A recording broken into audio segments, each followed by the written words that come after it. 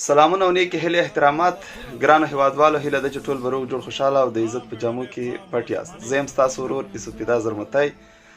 ګرانو وطنوالو غواړم نن د سره یوه غونتې ویډیو شریکه کړم. خدای دې وکړي زما دا ویډیو په چا باندې بده ونه لګېږي او تر تاسې در ورسېږي.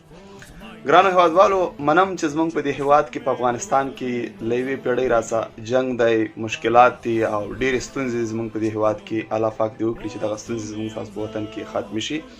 او موږ په خپلو مشرانو باندې موږ په هغو چارواکو باندې بار بار دا نیوکه کړې ده، په هغې باندې مو دا غږ کړی دی چې دې وطن ته صادق او رښتونی خدمت وکړي. خو مګم په دې وطن ته موږ نه پرېږدو پردي خلک چې زموږ وطن ته پیغور ورکړي یا زموږ ملي ځواکونو ته بد ووایي یا زموږ ملي بیرغ ته بد ووایي یا زموږ ملي شتمنیو ته بد ووایي یا زموږ هغه ملي ارزښتونو ته بد ووایي چې د هغې موږ ټول عمر احترام کوو، قدر یې کوو یا موږ پرې ویاړ کوو یا موږ پرې فخر کوو. نو ګرانو وطنوالو هغه چې کوم خارجي خلک د هغې نه خو ګیله نشته، ځکه چې موږ وایو دا خارجي دي یا زموږ وطن آبادي په دوی باندې بده لګېږي یا زموږ د وطن پرمختګ په دوی باندې بده لګېږي یا زموږ د وطن پرمختګ او ازادي دوی لیدی نشي. خو دلته داخلي ځینې داسې خلک دي چې هغه د غیرتمنو پښتنو یا د غیرتمنو قومونو د افغانستان نومونه بدناموي، ژوند په خارج کې کوي، خپل ځان یې خرڅ کړی، د دوه پیسو خلک نه راځي زما په رئیس جمهور پسې بد وایي، زما په وطن پسې بد وایي، زما د پښتون په مشرانو پسې بد وایي. د یو څو ورځې مخکې یو چا راته یو ویډیو راولېږله د فهیم وردګ په نوم باندې یو کس دی، امریکا کې ټیکسي چلی، یو سور واسکټ یې اغوستی دی، یوه توره شمله یې په سر ده او راځي په مشرانو پسې بد وایي. بیا مې د ده له خولې څخه واورېدل د منظور پښتون پسې هم لګیا و چې بد یې ویل. نو زه خو دغه ورور ته دا وایم چې تا تر نن تاریخه پورې د پښتون یا د افغانستان دپاره دومره تکلیف هم نه دی لیدلی، ځکه تا خپل ځان خرڅ کړی دی، په امریکا کې ټیکسي چلی دومره درته پیدا کېږي چې هلته یې ته خورې که نه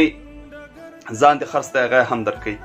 خو دلته ته د دې مظلومو ته د دې ورکو خلکو نه څه خبرې، تا ته دغه ستونزې څه معلومې دي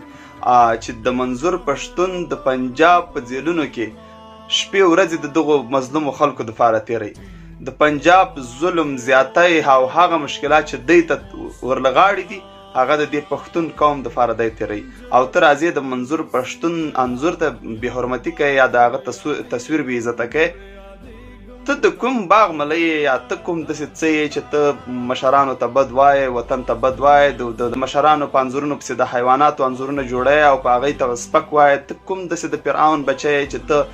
په دې ټوله نړۍ کې ته ښه او دا ټول خلک بد دي. اول خو د دې وردګو نوم له ځان څخه لرې کړه چې په ځان د فهیم وردګ نوم ایښی دی، ځکه چې وردګ ډېر غیرتي او ویاړلي خلک دي، همیشه یې د وطن دپاره او د نظام دپاره ډېرې قربانۍ ورکړي دي او اوس یې هم ورکوي. خو مګم تا د دغه غیرتمنو خلکو نوم په ځان پورې تړلی دی، اول دا نوم له ځان څخه لرې کړه، بیا د پښتنو دغه غیرتمنه شمله له سر څخه کوزه کړه، ځکه دا شمله له تا سره نه ښایي، ته یو بېکاره او بې عزته انسان یې. دا د غیرتمنو د ویاړلو پښتنو یو نشان دی چې دا تا په سر کړی. یو سور واسکټ دی اغوستی دی او راځې په مشرانو پسې بد وایي، په خپله یو بې عزته او بېکاره انسان یې په امریکا کې پروت دی، ځان دې خرڅ کړی دی، په پردیو په مجالسو کې او په دغو کې راځې پور او پاګند زموږ په رئیس جمهور پسې یا زموږ په مشرانو پسې یا په افغانانو پسې وایي. ته څوک یې چې دا ټوله دنیا بده ده او ته ښې په تا باندې څوک اعتبار کوي؟ ته د کوم باغ ملی یې، ته له کوم ځای څخه راغلی، تا خو خپل ځان خرڅ کړی دی، هلته پروت یې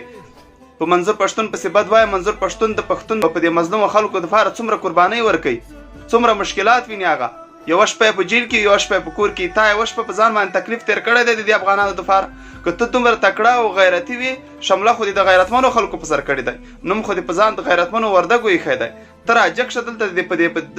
په دې هیواد کې. زه منم چې زموږ په هیواد کې به مشکلات وي، خو د دغو مظلومو خلکو سره خو یو څو ډالر مرسته وکړه. ته خو هلته په ډالرو کې ښه موړ یې، ځکه چې ټیکسي چلی پیسې ګټې، که کار ونه کړې هغه دولت هم تا ته پیسې درکوي، ځکه ځان دې خرڅ کړی دی. ته راشه د دې مظلومو، د دې کونډو، د دې یتیمانو، د دې شهیدانو، د دې بچیانو سره خو یو څه کومک وکړه. ته دومره غیرتي لګیا یې هلته غره غره غره غره ګډې وډې خبرې کوې، نه په خبره باندې پوهېږې، نه په دلیل باندې پوهېږې، نه په منطق باندې پوهېږې، زموږ په هیواد پسې بد وایي. دا ویډیو مې د یو پیغام په ذریعه باندې ومنه. که چېرته بیا تا دغسې سپکاوی د هیواد ته وکړو یا د دې هیواد مشرانو ته وکړو یا د پښتون ژغورنې مشرانو ته وکړو، بیا به دې ګیله له خپله ځانه وي. دا تا ته د یو افغان د یو ځوان پیغام دی.